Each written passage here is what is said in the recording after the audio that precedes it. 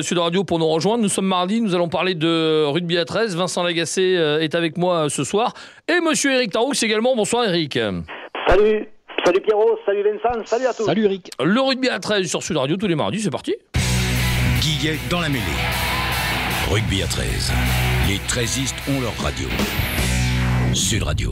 Effectivement, c'est ici que ça se passe. Alors Eric, on commence comme à l'accoutumée, on va pas changer les bonnes habitudes avec les résultats et classements du week-end. Et la journée a commencé par un match tronqué qui ne s'est pas joué entre Villeneuve et l'entente Saint-Estèphe 13 catalan pour cause de terrain impraticable. Alors les spectateurs avaient été prévenus quelques jours avant, si tu vois ce que je veux dire. Ouais. Ah oui, il y a des gens qui font les choses bien et puis d'autres un petit peu moins, peut-être des fois, ça dépend. Tout à fait. Les autres matchs de cette journée, Avignon est allé s'imposer à Montpellier 44-19, Carton de Limoux aux dépens de l'Escure 52-10, avec pas moins de 4 essais signés Luc Towers. Après une fracture à la mâchoire, Lucky Luke est de retour du côté de Limoux et ça fait plaisir du côté des supporters limouxins. Dans le choc de cette journée, les Salanquais de Pia ont battu Carcassonne 26-24. Au classement, Lézignan est toujours en tête avec 36 points devant Pia 34 et Avignon 33. En bas de classement, grâce à sa victoire sur l'Escure, Limoux laisse la 8e place à Villeneuve avec 20 points. Avant-dernier, l'équipe de Montpellier 17 points. 10e et dernier, les Tarnais de l'Escure avec 15 petits points.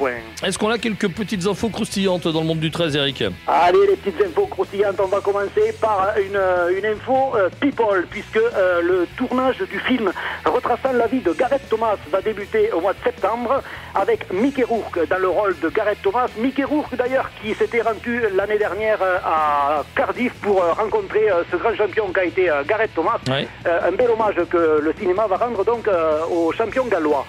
Une dernière info peut-être concernant le résultat du World Club Challenge. Traditionnellement, c'est le match qui oppose le champion d'Angleterre au champion d'Australie. Et ce sont les Anglais de Leeds qui l'ont emporté face aux Australiens de Manly sur le score de 26-12. Faites bloc. Réagissez. Sud Radio, Guillet dans la mêlée. L'invité d'Éric Taroux ce soir pour le rugby à 13, Thierry Dumaine. Bonsoir Thierry. Bonsoir. Merci d'être en direct avec nous sur Sud Radio. Vous êtes coordinateur de la formation au sein de la FFR 13. Alors, on va détailler un petit peu, même si on comprend évidemment avec le titre, mais ça veut dire que précisément, vous vous occupez de quoi, Thierry ?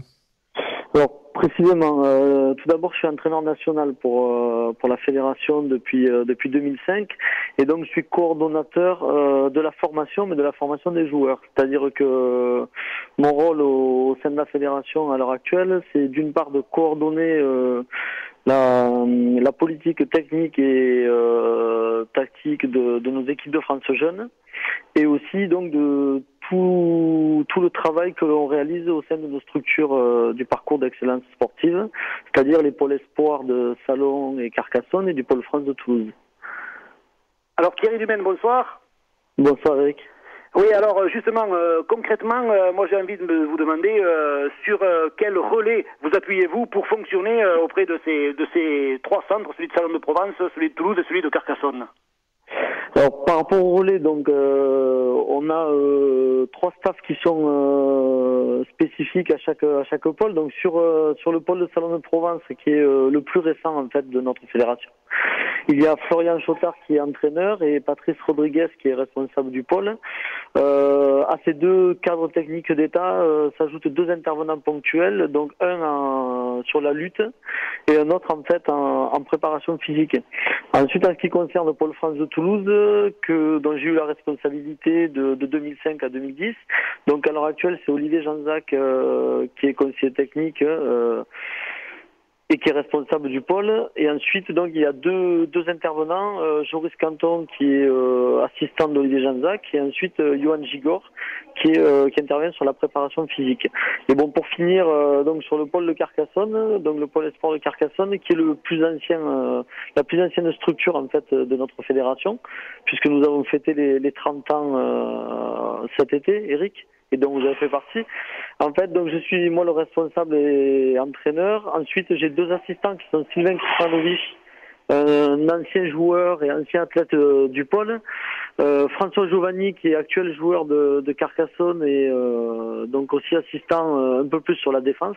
Et ensuite, j'ai un préparateur physique, donc Justin Dubois, qui est aussi officier au sein du club au club de Limoux. Voilà, donc en fait, mon travail de coordination au niveau de ces structures, c'est simplement à partir de réunions, mais aussi je fais le tour de ces structures-là. Donc physiquement, je me rends sur les structures, je vais travailler avec mes collègues, et ensuite je discute aussi avec les athlètes pour évaluer en fait leur progression et évaluer aussi quel peut être leur projet. Alors on va parler un petit peu de technique individuelle pour amener ces joueurs au plus haut niveau.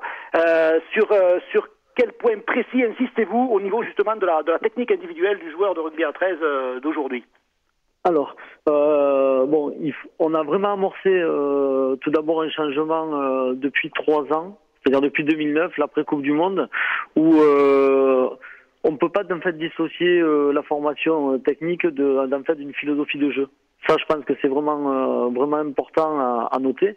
Donc, on est passé en fait sur un mode de 100% attaque, c'est-à-dire que moi je définis en tout cas le rugby à 13 comme un sport d'utilisation de balles, bien sûr de contact, mais donc en fait on est vraiment sur une stratégie où tous les joueurs, quel que soit leur poste, doivent disposer d'un minimum de technique individuelle et donc doivent être capables ensuite de l'utiliser, c'est-à-dire être capable, on développe chez les joueurs la capacité à prendre une décision, à analyser les situations, et ce, qu'on soit pilier ou demi-mêlée, même si on insiste un peu plus en fonction des spécificités, mais on est vraiment sur un jeu total.